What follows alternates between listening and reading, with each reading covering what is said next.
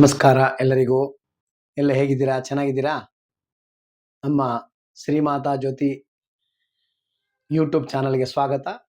ಯಾರು ಸಬ್ಸ್ಕ್ರೈಬ್ ಮಾಡ್ಕೊಂಡಿಲ್ಲ ಅಂದರೆ ಮಾಡ್ಕೊಳ್ಳಿ, ಶೇರ್ ಮಾಡಿ, ಲೈಕ್ ಕೊಡಿ. ಇಷ್ಟ ಆಗಿದ್ದರೆ ಲೈಕ್ ಕೊಡಿ.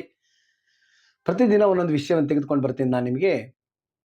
ಯಾವ ರೀತಿಯಾಗಿ ಏನಾಗಬೇಕು ಅಂತ ಹೇಳೋದ್ರಲ್ಲಿ ಈ ದಿನ ನಾನು ದೃಷ್ಟಿ ದೋಷಗಳು, ಮನೆಗೆ ದೃಷ್ಟಿ ಆದರೆ ಏನು ಮಾಡಬೇಕು, ಮನುಷ್ಯನ ದೃಷ್ಟಿ ಆದರೆ ಏನು ಮಾಡಬೇಕು, ಫ್ಯಾಕ್ಟ್ರಿ ದೃಷ್ಟಿ ಆದರೆ ಏನು ಮಾಡಬೇಕು, ಉದ್ಯೋಗ ಕ್ಷೇತ್ರದ ದೃಷ್ಟಿ ಆದರೆ ಏನು ಮಾಡಬೇಕು, ಕೆಲಸಕ್ಕೆ ಹೋದಾಗ ಏನು ಮಾಡಬೇಕು ಅಂತ ವಿಷಯ ನೋಡ್ಕೊಂಡು ಹೋದರೆ, ಸಾಮಾನ್ಯವಾಗಿ ಮನುಷ್ಯನಿಗೆ ದೃಷ್ಟಿ ಅಂತ ಹೇಳ್ತಕ್ಕಂಥದ್ದು ಪದೇ ಪದೇ ಬರ್ತಾ ಇರ್ತದೆ. ಆ ದೃಷ್ಟಿಯನ್ನು ನಿವಾರಣೆ ಮಾಡಬೇಕಾದ್ರೆ ನಾವು ಆ ದೃಷ್ಟಿ ದೋಷಕ್ಕೆ ಪರಿಹಾರಗಳನ್ನು ಹುಡ್ಕೊಂಡು ಹೋಗಬೇಕು. ನನಗೆ ದೃಷ್ಟಿ ಆಗಿದೆಯಪ್ಪ ಹೇಗೆ ಅಂತ ಕೇಳ್ಕೋಬೇಕು, ನೋಡ್ಕೋಬೇಕು ಅಂತಂದರೆ ಏನು ಮಾಡಬೇಕು ಅಂತ ಹೇಳ್ತಕ್ಕಂಥ ರೀತಿಯಲ್ಲಿ, ಮತ್ತೆ ಅದು ಸರಿ ಮಾಡೋದು ಹೇಗೆ ಅಂತ ಹೇಳಿದ್ರೆ ವಿಷಯನ ತಿಳಿಸ್ತೇನೆ ನಿಮಗೆ.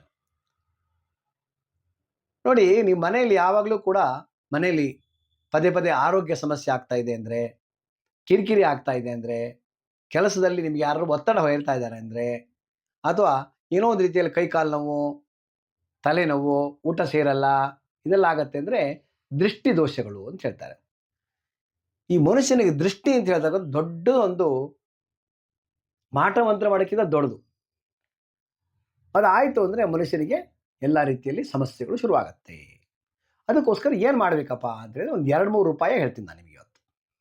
ನೋಡಿ, ನಿಮ್ಮ ಮನೆಯಲ್ಲಿ ರಾತ್ರಿ ಮಲ್ಕಬೇಕಾದ್ರೆ ನಿಮ್ಮ ಮನೆಯ ಬಾಗಿಲಿನ ಹಿಂಭಾಗದಲ್ಲಿ ಒಂದಿಷ್ಟು ಉಪ್ಪನ್ನು ತಗೊಂಡೋಗ್ಬಿಟ್ಟು ಒಂದು ಪ್ಲೇಟಲ್ಲಿ ಹಾಕಿ ಅಥವಾ ಒಂದು ದೊನ್ನೆ ತಗೊಂಡು ಅದರಲ್ಲಿ ಹಾಕ್ಬಿಟ್ಟು ಇಟ್ಬಿಡಿ.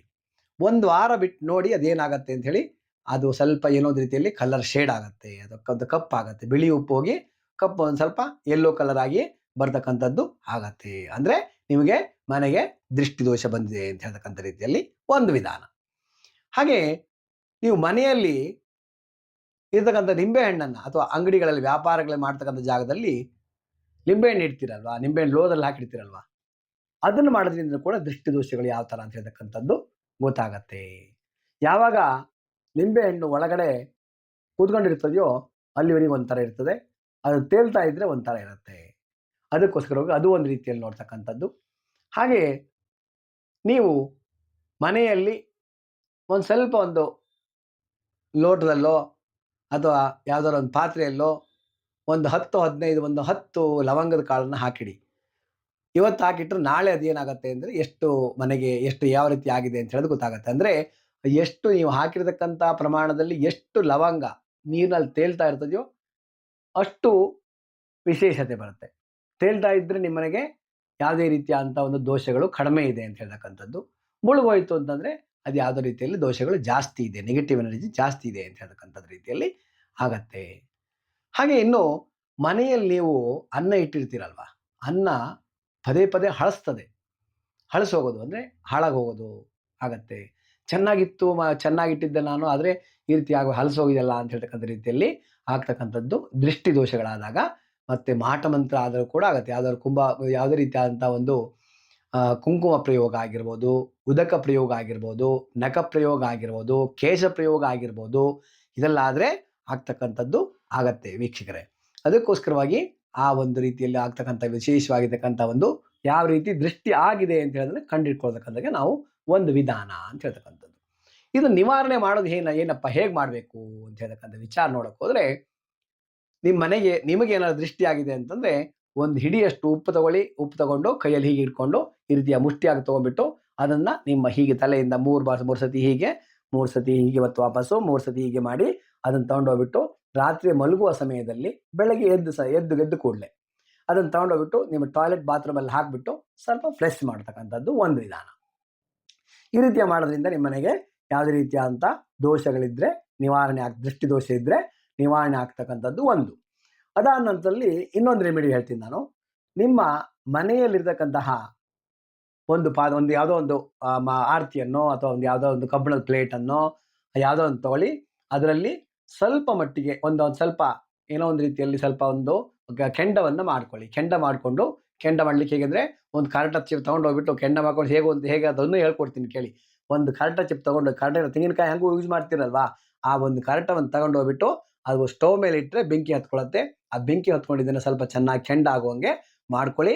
ಮಾಡ್ಕೊಂಡ ನಂತರದಲ್ಲಿ ಆ ಕೆಂಡದ ಮೇಲೆ ಕೆಂಡವನ್ನು ಒಂದು ಯಾವುದೋ ಪಾತ್ರೆಗೋ ಅಥವಾ ಒಂದು ಯಾವುದೋ ಒಂದು ಬಾಣಲಿ ಇರುತ್ತಲ್ವಾ, ಬಾಣಲಿಗೆ ಹಾಕಿ. ಸ್ಟೀಲ್ ಪಾತ್ರೆಗೆಲ್ಲ ಹಾಕ್ಬಿಟ್ಟಿರ ಮತ್ತೆ ಅದೆಲ್ಲ ಹಾಳಾಗ್ಬಿಡ್ತದೆ. ಅದಕ್ಕೋಸ್ಕರವಾಗಿ ಸ್ಟೀಲ್ ಪಾತ್ರೆಗೆಲ್ಲ ಹಾಕಕ್ಕೆ ಹೋಗ್ಬಿಡಿ. ಏನ್ ಮಾಡಬೇಕು, ಒಂದು ಯಾವುದೋ ಕಬ್ಬಿಣದ ಬಾಣಲಿ ಇರುತ್ತೆ, ಒಗ್ಗರಣೆ ಬಾಣಲಿ ಇರುತ್ತೋ ಅದು ಯಾವುದೋ ಒಂದು ಇರುತ್ತೆ, ಅದು ಯಾವುದೋ ಒಂದು ಬಾಣಲಿ ಒಳಗೆ ಹಾಕ್ಬಿಟ್ಟು ಅದರ ಮೇಲೆ ಸ್ವಲ್ಪ ಉಪ್ಪನ್ನ, ಆಮೇಲೆ ಮೆಣಸಿನಕಾಯನ್ನ, ನಿಮ್ಮಲ್ಲಿ ಈರುಳ್ಳಿ ತಿಂತಿರಲ್ರಿ, ಆ ಈರುಳ್ಳಿ ತಿನ್ನುವಂತ ಒಂದು ಸಿಪ್ಪೆಯನ್ನ ತಗೊಂಡೋಗ್ಬಿಟ್ಟು ಅದ್ರ ಒಳಗಡೆ ಹಾಕ್ಬಿಟ್ಟು ಅದರ ವಾಸನೆಯನ್ನ ಅಥವಾ ಅದನ್ನ ಹಾಕ್ಬಿಟ್ಟು, ಅದಾದ ನಂತರ ಒಂದು ಸ್ವಲ್ಪ ಸಾಸಿವೆ ಕಾಳನ್ನ ಅದಕ್ಕೆ ಹಾಕ್ಬಿಟ್ಟು ಅದನ್ನ ತಗೊಂಡೋಗ್ಬಿಟ್ಟು ಮನೇಲಿ ಎಲ್ಲ ಕಡೆಗೂ ತೋರಿಸಿ, ಈ ರೀತಿಯಾಗಿ ವಾರಕ್ಕೊಂದ್ಸತಿ ಅಂತ 3-4 ಸತಿ ಮಾಡಿದ್ರೆ ಖಂಡಿತವಾಗಿಯೂ ದೃಷ್ಟಿ ಆಗಿರ್ತಕ್ಕಂಥದ್ದು ಮನೆಗೆ ಯಾವುದೇ ರೀತಿಯಾದ ದೃಷ್ಟಿ ಆಗಿದ್ರೆ, ಮನಸ್ಸಿಗಾಗಿದ್ರೆ ಎಲ್ಲದೂ ಕೂಡ ಓಡೋಗ್ತದೆ. ಮೆಣಸಿನಕಾಯಿ ಹಾಕಿದೀನಿ, ಖಾರ ಆಗತ್ತೆ, ಘಾಟ್ ಆಗತ್ತೆ ಅಂತ ಯೋಚನೆ ಮಾಡಬೇಡಿ.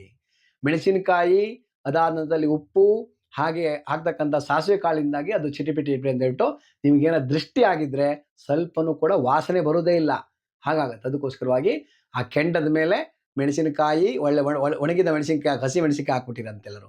ಯಾವುದೋ ಒಂದು ಒಣಗಿದ ಮೆಣಸಿನಕಾಯಿ ಹಾಕಿ, ಸ್ವಲ್ಪ ಉಪ್ಪು ಹಾಕಿ, ನಂತರದಲ್ಲಿ ಸ್ವಲ್ಪ ಸಾಸಿವೆ ಕಾಳನ್ನು ಹಾಕ್ಬಿಟ್ಟು ಅದನ್ನ ಸ್ವಲ್ಪ ಚಿಟಿಪಿಟಿ ಅಂತ ಇರ್ಬೇಕಾದ್ರೆ ತಗೊಂಡೋಗ್ಬಿಟ್ಟು ರಾತ್ರಿ ಟೈಮಲ್ಲಿ ಮಾಡ್ಬೇಕು ಇದನ್ನ. ಯಾಕಂದ್ರೆ ಇದನ್ನ ತಗೊಂಡೋಗ್ಬಿಟ್ಟು ರೋಡ್ನಲ್ಲಿ ಎಲ್ಲರೂ ಹಾಕಬೇಕು ಅಂತ ಹೇಳ್ತಾರೆ. ಅದಕ್ಕೋಸ್ಕರವಾಗಿ ಅದನ್ನ ಆ ಥರ ಮಾಡಿರ್ತಕ್ಕಂತಹ ಮಾಡಿರ್ತಕ್ಕಂಥ ಒಂದು ದೃಷ್ಟಿ ಮಧ್ಯೆ ತೆಗೆದಿರ್ತಕ್ಕಂಥ ಒಂದನ್ನ ತಗೊಂಡೋಗ್ಬಿಟ್ಟು ಏನ್ ಮಾಡ್ಬೇಕು, ತಗೊಂಡೋಗಿ ಎಲ್ಲರೂ 3 ದಾರಿ ಸೇರೋಲ್ಲಿ ತಗೊಂಡೋಗಿ ಹಾಕ್ಬಿಟ್ಟು ಬನ್ನಿ. ಎಲ್ಲ ರೀತಿಯಲ್ಲಿ ದೃಷ್ಟಿ ದೋಷಗಳು ನಿವಾರಣೆ ಆಗ್ತಕ್ಕಂಥದ್ದು ಆಗತ್ತೆ. ಇದು 2 ವಿಧಾನ ಆದ್ರೆ, ಇನ್ನೊಂದು 3ನೇ ವಿಧಾನ. ನಾವು ಇದಿಷ್ಟೆಲ್ಲ ಮಾಡ್ಬೇಕಾದ್ರೆ ಅಲ್ಲಿ ಹೊರಗಡೆ ಹೋಗಿ ರೋಡಲ್ಲಿ ಇಡ್ಲಿಕ್ಕೆ ಆಗೋದಿಲ್ಲ ಗುರುಗಳೇ, ಏನ್ ಮಾಡೋದು, ಏನೋ ತೊಂದರೆ ಆಗತ್ತೇನೋ ಅಂತ ಯೋಚನೆ ಮಾಡಿದ್ರೆ ಚಿಂತೆ ಮಾಡೋದು ಬೇಡ. ಅದಕ್ಕೆ ಇನ್ನೊಂದು ರೆಮಿಡಿ ಹೇಳ್ತೇನೆ. ನಿಮ್ಮ ಮನೆಯಲ್ಲಿ ಇರತಕ್ಕಂಥ ಒಂದು ಚಿಕ್ಕದಾದಂಥ ಪಾತ್ರೆ, ಯಾವುದೋ ಒಂದು ಸ್ಪೂನ್ ಅನ್ನೋ ಏನೋ ತಗೊಳ್ಳಿ. ಅದ್ರ ಮೇಲೆ ಒಂದು 5 ಕರ್ಪೂರವನ್ನು ಹಾಕಿ, 5 ಮೆಣಸಿನಕಾಳನ್ನು ಹಾಕಿ, ಅದಾದ ನಂತರದಲ್ಲಿ 5 ಮೆಣಸಿನಕಾಳನ್ನು ಹಾಕ್ಬಿಟ್ಟು, ಅದಾದ ನಂತರ ಸ್ವಲ್ಪ ಬಿಳಿ ಸಾಸಿವೆ ಹಾಕ್ಬಿಟ್ಟು, ಅದಾದ ನಂತರ 5 ಲವಂಗ ಅಂತ ತೆಗೆದುಕೊಳ್ಳಿ. 5 ಲವಂಗ ತೆಗೆದು, ಮೆಣಸಿನಕಾಳು ಯಾವ್ದು ಗೊತ್ತಲ್ವಾ, ಕಾಳು ಮೆಣಸು ಅಂತ ಹೇಳ್ತೀವಲ್ವಾ, ಒಳ್ಳೆ ಮೆಣಸು ಅಂತ ಹೇಳ್ತೀವಿ. ಆ ಅಂಗಡಿಯಲ್ಲಿ ಹೋದ್ರೆ ಸಿಗತ್ತೆ ಕಾಳು ಮೆಣಸು.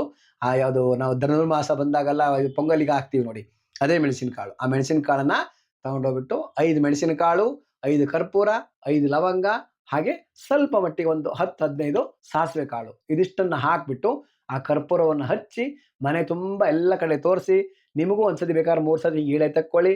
ಅದಾದ ನಂತರದಲ್ಲಿ ಅದನ್ನ ತಗೊಂಡೋಗ್ಬಿಟ್ಟು ನಿಮ್ಮ ಮನೆಯಲ್ಲಿರ್ತಕ್ಕಂಥ ಸಿಟೌಟಲ್ಲಿ ತಗೊಂಡೋಗಿ ಇಡಬೇಕು.